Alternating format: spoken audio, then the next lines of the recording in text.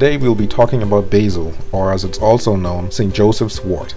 Basil needs about 6 hours or more of direct sunlight. You can start basil from a seed, but I'd suggest a new gardener starting it from a cutting. Today I'll show you how to make a cutting from an existing plant, as well as some tips on how to grow and prune your basil. Your cutting should be made at the top of the plant, just above a pair of leaves. I'll be taking mine from this new growth stem.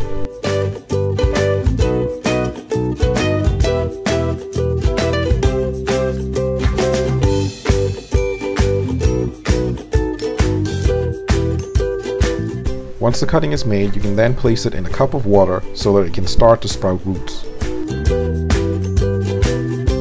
For this cutting today, I'm experimenting with perlite. Perlite can be purchased from any local nursery.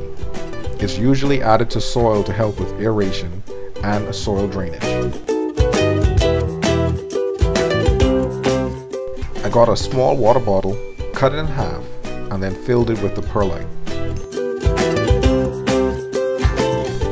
Here's a bottle filled with perlite. I also put water into it up to the level of the perlite, and then simply drop the cutting in. And there you go. The cutting will start to grow some roots after a couple of weeks. Once it has a healthy root system, you can then transplant it to a pot or even directly into the soil. As for pruning, I just cut off some of the new growth on the top so that the plant can focus on expanding its lower leaves. Some people prefer to cut from right above a pair of leaves, so it's really up to the gardener and what works for you. One thing to remember when pruning is to immediately cut away any flowers that may arise. Once the plant starts to flower, it loses its flavor, and the stem will also start to get hard.